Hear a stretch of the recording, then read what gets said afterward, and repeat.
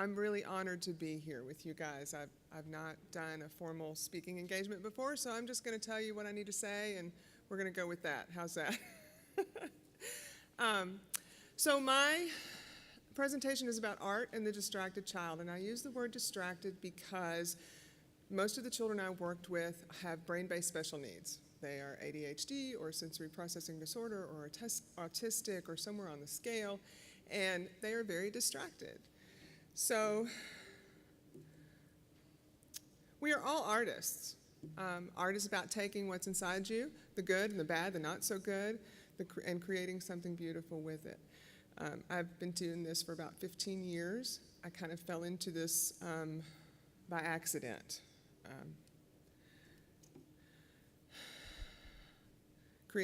Creativity can be messy and fun, and a lot of people don't want to necessarily deal with creativity simply because it's messy. So I get all the messy kids, and we do all the messy things. This is where my story begins. This is my youngest child. He suffered a TBI when he was 4 years old. And while I did have older children with learning disabilities, this was a special case. And so I was propelled into a world of how do I help this child? Because I didn't want him to function, I didn't want his disability to be an excuse for anything. He's perfectly capable to function in this world just as easily as any of us do. So from there, I started teaching. I had already been teaching, but I started teaching more and more parents began coming to me with children that had special needs and saying, how do I reach this child? I can't deal with him. I don't know what to do with him. And what I was learning was that my son was no different, and that I had to find a way to reach him and in the process reach others too. Art was a beautiful way to do that. And this goes beyond just kids with brain-based special needs, but I also worked with teenagers that were at-risk teens. And across the board, these kids are at risk because they have no creative outlet. So I started this school. This was SALT. I haven't gotten there yet. This is SALT. And I created this logo because it incorporated all of the special needs. And I wanted to encourage these children to be a light in the world. And we also included children that were not special needs. So this gave children that didn't have special needs the opportunity to engage with these kids and this environment. All of our subjects were art-related or at least art-based. And one of the things I wanted to discuss, and I do this in Pueblo, I'm from Pueblo, I have a couple of teachers there that I go and volunteer with their schools, and I help them include art into their curriculums. It's very easy and inexpensive to do. I realize the school systems don't have a lot of funding for art, but it's not a difficult thing, and I'm happy to talk to any of you about it after the presentation. This was health. So for health, we learned about the human body. We laid the kids out on the floor, drew around their bodies, and then we had them each week bring in some sort of thing that represented a different organ in the body. And through that, they learned about all the different parts, the inner workings of our bodies.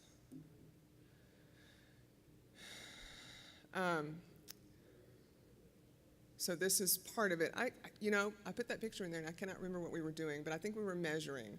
I think those were the intestines that are hanging around their necks.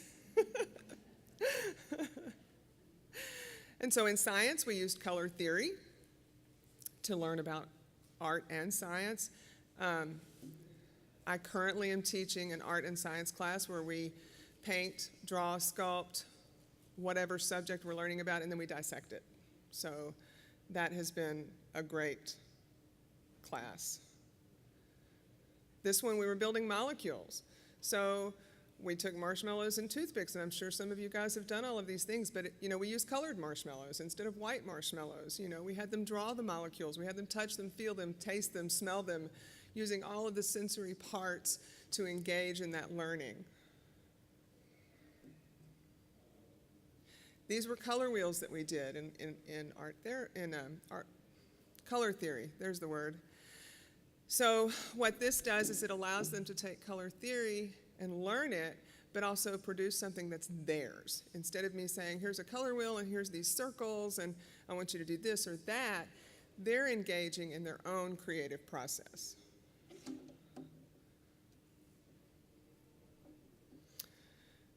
For this was with SALT. We actually built push carts. We had the parents volunteer to help. All the dads were great. Dads don't get to volunteer much, so they had a great time. They came out. Some of these children were severely autistic, and I watched them measure and hammer and do all of the things that they needed to do to build these carts. And they learned so much. And then once we were finished building them, we painted them. And then we had push cart races. And we only built 2, but it was enough for all of us to learn how to work together, teamwork and effort, and building something really amazing. And they had a great time. Clay. Now, I am a clay artist. I'm more of a sculptor, but I use clay a lot. And clay, for me, has been an incredible, magical tool with these kids. My son, in particular, doesn't like art, any kind of art. He doesn't want to look at art. He doesn't want to paint art. He doesn't want to draw art. But he will play with clay. And most of my special needs kids are that way. It's calming. I've had severely ADHD students who will slow down and pay attention. So when I teach clay, we do very simple projects like these. These were little pinch pots that we created. I use slip paints with the kids so they can do it all in one class. There doesn't have to be, we don't have to fire it and then come back and paint it. We do it all at one time. The instructions are very simple. The clay lady was my mentor. Her information's on the last slide. She taught me how to do this. So these were little nativity scenes at Christmas time. We make these little nativities. And I can do an art project with these kids in an hour. So if you've got a child that's very distracted, that's not going to sit still for 2 or 3 hours, you're talking 30, 45 minutes. Simple instructions, and then they create it. I take it home and fire it and clear glaze it, and then we're done. This was another thing we did with SALT. I went to one of the banks in the community and asked them if our students could come and paint live. And so this is a room full of children that have all sorts of disabilities. And we worked with them for a long time before we went, teaching them what was proper behavior in public, how they were expected to act, what an honor it was to be able to do this live. It was kind of a performance for them. So we did not have one single problem with not one, and I think we had about 20 students in this bank. So they each painted their painting, and then they were allowed to hang them there and sell them afterwards. So the confidence that was built in that was amazing. It was just absolutely amazing to watch these kids. And it doesn't have to be something that big. You can do something small that just encourages them to believe that they can produce something wonderful.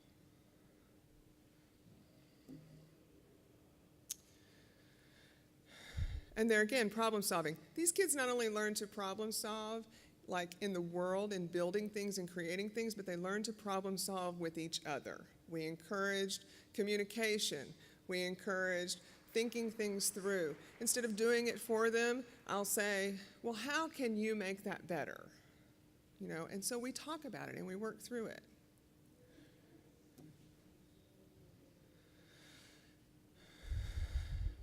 Art is an amazingly positive thing. There are lots of children out there that think they can't be creative or they're not artistic. They can't complete this task. It's not true. It doesn't matter what the disability is. It doesn't matter if there's a disability at all. Plenty of children just think they can't do it. And adults, even as adults, I've met plenty of adults that just think they can't. And so our job as educators is to inspire these people to find their creative part, because we all have it somewhere. It may not be that you're good at painting. It may be that you're good at inventing. You may be the visionary behind the art, whatever that is. This is Jonah, and Jonah is severely autistic. When he came to me at SALT, he barely spoke. He couldn't read or write. And this was by the end. He had been with me for about 3 years here. And I watched him become a completely different person. I watched his mother become a completely different person. She adopted 3 children that all have special needs. And Jonah was just a wonderful, I wanted him to be in here because he was a wonderful example of how art and, you know, instilling that creativity and that confidence and that inspiration can just blossom these children. Art brings people together. This was another community project that we did. Now, I was commissioned by this town to do this. However, you could go to someone and just talk to them about doing it if you have students. I drew a picture of the town square and painted it, outlined it in black, and then we just stretched it across a big piece of board and went down with a bunch of paints and paintbrushes and let the kids come and paint. The kids had a blast. I don't have a picture of the finished piece. I wish I did, because it was beautiful. And the whole community came together.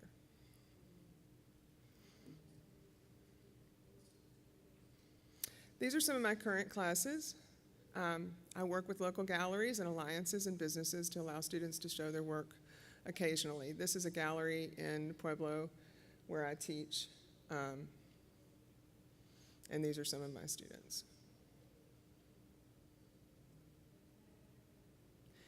This is also one of my current students, and she has a lot of disabilities. She brought that cup to me when she finished it, and she said, "Miss Jamie, I have never experienced a clay class where I actually created something that was functional." She had taken classes from other people, and I'm not saying there's anything wrong with that, but there is a difference in instructing and teaching.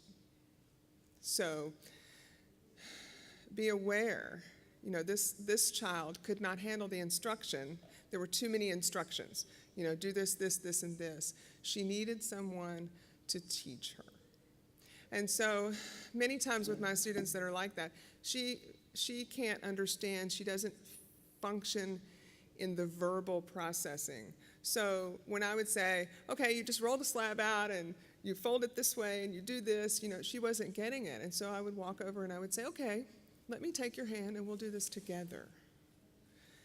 And so in that, she learned that connection between the brain, what her brain was doing and her eyes were seeing and her hands are feeling. She learned to understand how to do it. So some children just need that. Some adults need that.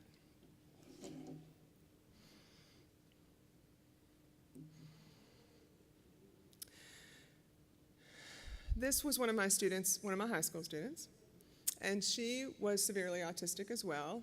And when I started teaching her, her mother came to me and she just didn't really know what to do. And so I worked with her and worked with her and worked with her, and she created beautiful art. She's very, very talented.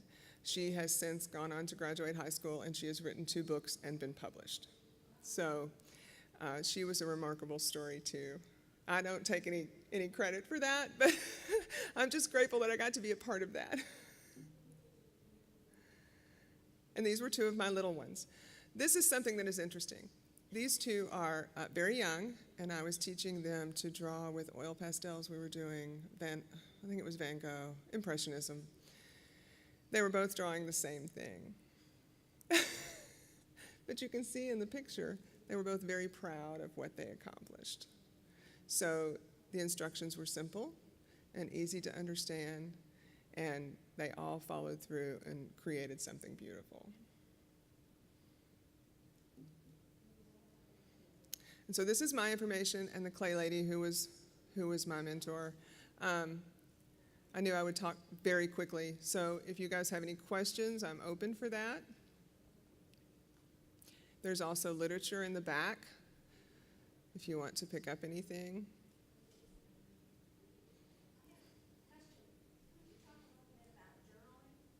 Oh, sure. Yes, we journaling a lot. I journal a lot. If you want me to go back to any of the pictures, if you want to go back and see them, you're welcome to let me know. But always in a class when I'm teaching my students, the first thing they do, they're required to bring a sketch pad. because the most important thing, in my opinion, is to organize your thought before you create something, or at least have some sort of idea. And they all say, oh, I can't draw, I don't like to draw, whatever, you know. And I'll say, but it's not about drawing, it's just about getting your thought on paper. So it doesn't matter how simple the drawing is. Before each project, especially a clay project, we draw out kind of what we want to do. What color do you want it to be? You know, what design do you want to have on your project? And so we do that. Then I also often will encourage them to go home and write journal entries. Just something short, you know, what do you think today? What happened today? What was one good thing that happened today? And I think that helps a lot too. And we make journals, that's what it was. I have journals, I have some in my bag if you want to see them. I make journals with the students. We can make them out of an old pizza box or a piece of foam or index cards, I mean anything, and sticks. I use sticks for the binders, and that incorporates the art even into the journal making, and it makes it their own. You can add art to any subject. You can make anything hands-on for these kids. A lot of times, if you have a kid that doesn't like to sit still or he can't pay attention, it's something as simple as giving him a fidget so he can fidget his fingers and sit still long enough to listen to what you have to say. My youngest, he couldn't understand, like especially with math or something, you know, he would sit on the hippity hop and he would bounce the whole time. Or we would go on the trampoline and we would draw with chalk, you know, for math. 1 + 1 is 2, you know. So I think a lot of times it's just about finding a creative way to reach these kids where they're at, on their level. No. Oh, there's a microphone if you have a question, yes. No, for you. So Jamie, your SALT program sounds so wonderful. Is it funded through the school district or through a recreation district, or how do you get the funding for the supplies and teachers and all that sort of stuff? Because, you know, if people want to do something like that, you know, where do you start? SALT was a very challenging project. It was run by me and 3 other volunteers. We went to a church and asked if we could use their facility, which they allowed us to do free of charge. It was paid for and funded through the parents, but we kept the tuition very minimal. You know, just did the best we could. But it turned out to be a fantastic program. And I have a friend in Tennessee. I'm from Tennessee, and the SALT was in Tennessee. But she has continued to run it, and it's grown now. It's substantially bigger than it was then. So. But it's still funded privately. We wanted to go 501(c), but we never could get to that point. It's just a lot of work. But anybody could do it. You just start small. So. Anybody else?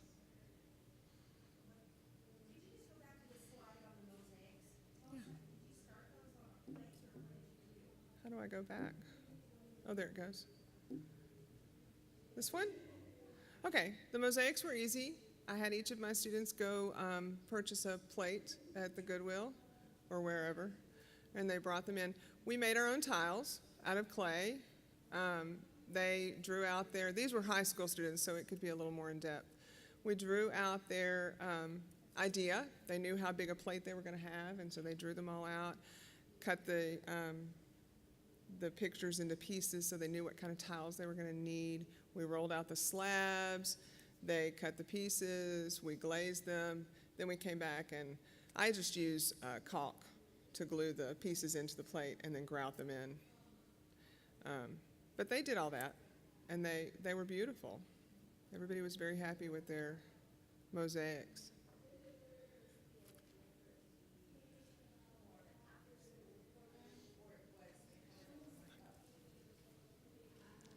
They're taping it, so it's really good if we get the question.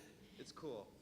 Was it more of an after-school program idea, or was it that it was, 8 to 2 and it covered all of the major subjects and art was just part of it, or incorporated into the subjects that should be covered in the school system? Right, that's a good question. SALT itself was 2 days a week. We met 8 to 3. We even had preschool. We went from preschool to 8th grade. This particular one was with a different tutorial that I taught art with. But SALT, we didn't do math or English or, a lot of it was geared more toward a homeschooling environment. And homeschoolers need those elective subjects. They're harder to get. So, anyway, it was 8 to 3, 2 days a week, and we had all of the elective subjects, and we just incorporated the art we built it right into the curriculum. So, and we wrote our own curriculums. Have you ever had students that had emotional support needs? And if so, what was your experience with that? And do you have any advice? That's a good question. I think most of these children needed emotional support. And if it wasn't the child, it was the parent. I think parents with these special children struggle a lot. So, my advice is hear them. Get down on their level. Be eye to eye with them. Talk to them in a way that they understand and really try to listen to what their needs are. Joey was, the Jonah, the picture of Jonah, his brother Joey was born with fetal alcohol syndrome, ADHD. He's gifted. It's a whole plethora of things. And he didn't have any friends, couldn't make friends. Nobody wanted to have anything to do with him because he was just, very emotionally unstable. And so over the years, I just learned he just wanted to be heard. And most of these kids do. So, I know sometimes you have 30 kids in your classroom, but there's that one that just really needs your attention for just a minute, So if you can stop for just a minute and sit down, and even if you can't, if you can communicate to them, I don't have a minute right now, but as soon as I do, I'll give it to you. So I hope that answered your question. Anybody else?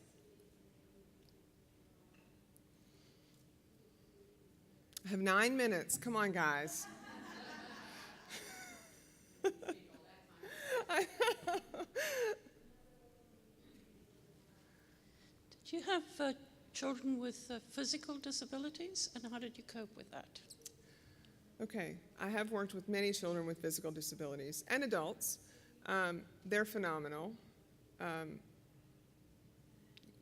think for me, I just find what works. If it's if they can't see, then I hold their hand and we do it together so that they can see through their hands. If they can't hear, then I use my ears, and we work together. It's a very one-on-one kind of thing. I had one student that I volunteered to work with that was in a wheelchair. I think he had severe cerebral palsy. So, he was kind of jerky and moved around, and so it was just a matter of placing the paintbrush in his hand so that he could just make lines or do whatever he could. But he was always proud of it, and it's a matter of encouraging them and just not letting the disability be the thing that keeps them from doing what they love.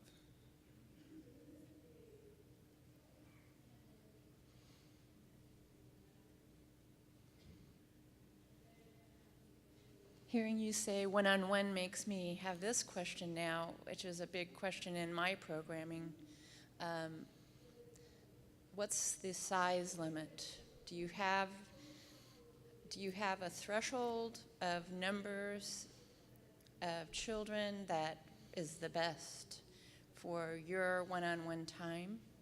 Yes. It really kind of depends. I've worked with I've done my own programs, then I've worked with several other programs. I have an adult program that I work with in Manitou that we have 6 or 7 at a time is about my limit because it's so one-on-one. You know, it really kind of depends on how many you have that are more independent and how many you have that are not. When I'm teaching a class or offer a class, I try to keep my limit at 10, just because I want to be able to have that one-on-one interaction. If I get 20 students, I mean, I can go in and do a workshop of 40 kids, but you're not getting that one-on-one. You know, you're not getting that real teaching moment. So for me, it's generally about 10. Yeah.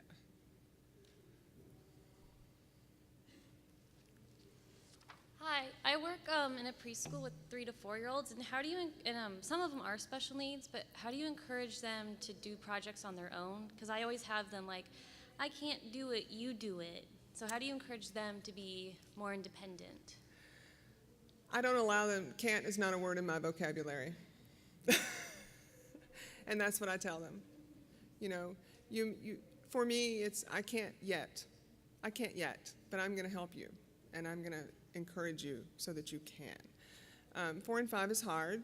That's, you know, they're just learning that they can be independent. They're just kind of figuring out that they can do this on their own. So a lot of that is just more about you encouraging them. Don't do it for them. Just say, I'm not going to do that for you, but I'm going to help you figure out how you can. Does that help? And I'm happy to share any curriculums that I've used or, you know, ideas, you know, beyond this presentation. Take my information. You can email me, text me, you know, whatever. Because there's a lot of information that I have that I can't get out here. So.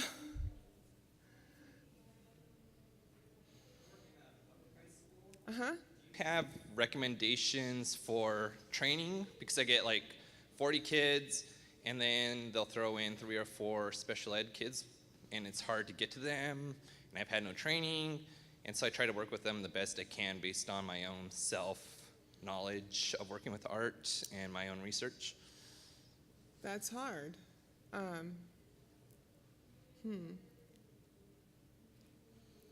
You know, training-wise, for me, I'm only now working on my degree.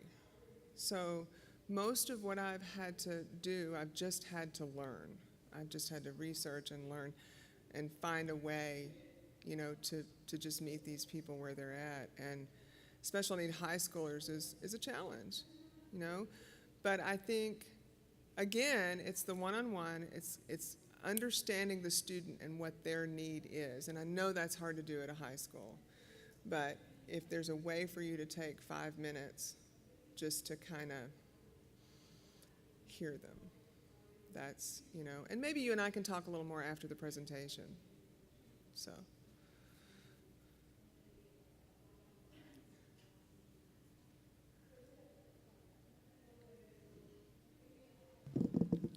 Hi. Hi. So we're talking about the distracted child, but do you have any tips or strategies for the distracted teacher?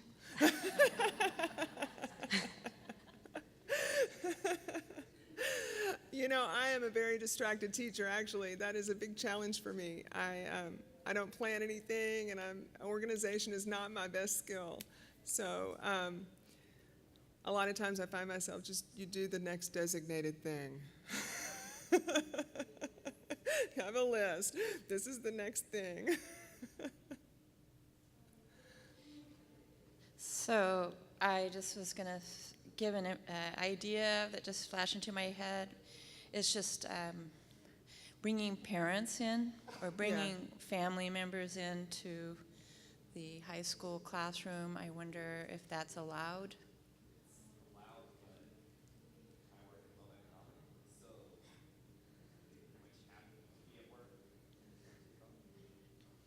Or finding some kind of a way to do weekend community building, bringing families together to Hey, build you that guys. family thing. My time's about up, but we can talk. I would love to talk about that because that's a very good idea. So if you want to meet me out there, and if you have any other questions or anything, I'll be out there afterwards.